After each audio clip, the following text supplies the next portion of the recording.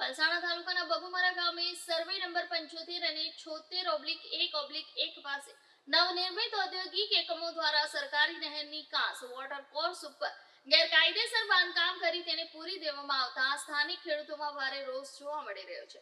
વર્ષો જૂની આ નહેરના પાણીથી ખેતી કરતા ખેડૂતોને હવે સિંચાઈના પાણી માટે વલખા મારવા પડે તેવી સ્થિતિ સર્જાઈ છે। સ્થાનિક ખેડૂત પ્રકાશભાઈ માનસિયાએ આક્ષેપ કર્યો હતો કે રોડની બાજુમાંથી પસાર થતી આ સરકારી નહેરની કાંસ જેનો ઉપયોગ ખેડૂતો વર્ષોથી સિંચાઈ માટે કરતા આવ્યા છે તેને નવા બની રહેલા ઔદ્યોગિક એકમોના સંચાલકોએ પૂરી દીધી છે।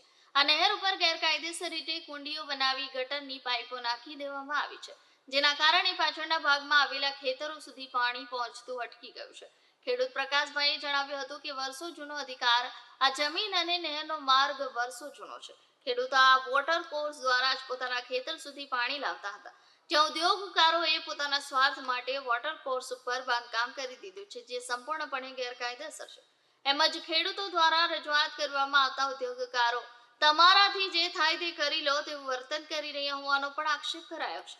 આ ખેડૂતોના ન્યાય માટેની લડાઈ છે। નહેરના પાણી ઉપર અમારો હક છે અને તેને કોઈ દબાવી શકશે નહીં। અમે આ મામલે સિંચાઈ વિભાગ નહેર ખાતાને જાણ કરી છે અને વહેલી તકે આ દબાણ દૂર કરવામાં આવે એવી અમારી માંગ છે। આ મામલે ખેડૂતોએ નહેર ખાતાને લેખિત અને મૌખિક જાણ કરી દીધી છે। આગામી દિવસોમાં વિભાગના અધિકારીઓ સ્થળ તપાસ માટે આવે તેવી શક્યતા છે। જો કે તંત્ર દ્વારા આ ગેરકાયદેસર દબાણ હટાવવામાં નહીં આવે તો ખેડૂતોએ ઉગ્ર આંદોલન અને કાયદાકીય લડત આપવાની તૈયારી દર્શાવી છે।